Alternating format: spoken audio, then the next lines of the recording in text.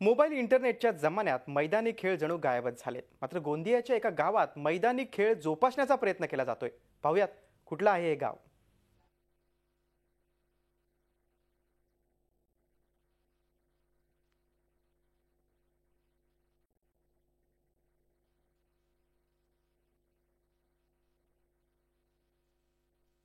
खो खो, कबड्डी, गोळाफेक, बुद्धिबळ गोंदियातल्या गोरेगाव तालुक्याच्या सोनूटोला गावातला हा उत्साह।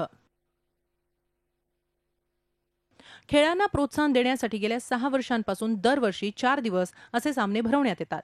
104 जिल्हा परिषद प्राथमिक शाळेतल्या तब्बल 1000 वर विद्यार्थी आणि 400च्या आसपास या निमित्तानं एकत्रित येतात।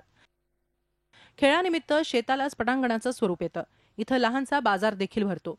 विद्यार्थ्यांना प्रोत्साहन देण्यासाठी गावकरीही मोठ्या संख्येनं इथं उपस्थित असतात। सोनूटोला गावात यानिमित्त आलेल्या पाहुण्यांची सोय गावकरी करतात।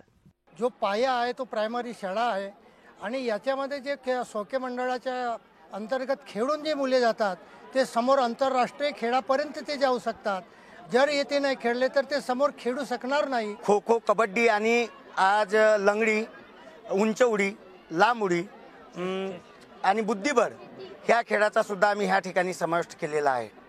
आणि याचा गेले 8 वर्षापासून बघतोय मी की ग्रामीण भागातला खेळाडू हा खूप चांगल्या पद्धतीने आणि लोकहिरीने भाग घेतात। सामने संपल्यानंतर सांस्कृतिक कार्यक्रमांचंही आयोजन करण्यात येतं।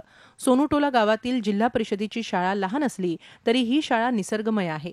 गावातल्या घासले कुटुंबियांनी शाळेसाठी जागा उपलब्ध करून दिली आहे। गावकऱ्यांच्या मदतीनं या ठिकाणी बाग बगीचा, केळीची लागवडही केली गेली। त्याचा वापर लहान मुलांना पोषण आहार म्हणून होतो। जे विद्यार्थी आहेत ह्या गावामध्ये किंवा ह्या तालुक्यामध्ये जे सर्व आलेले विद्यार्थी आहेत ते विद्यार्थी इथून एक चांगला वसा घेऊन ते जिल्हा आणि राज्य पातळीवर जाऊन या खेळाचे महत्त्व वाढवत आहेत। या खेळामुळे आपला शरीराचा व्यायाम होतो व हे खेळ खेळण्याने आपली हाईटही वाढते।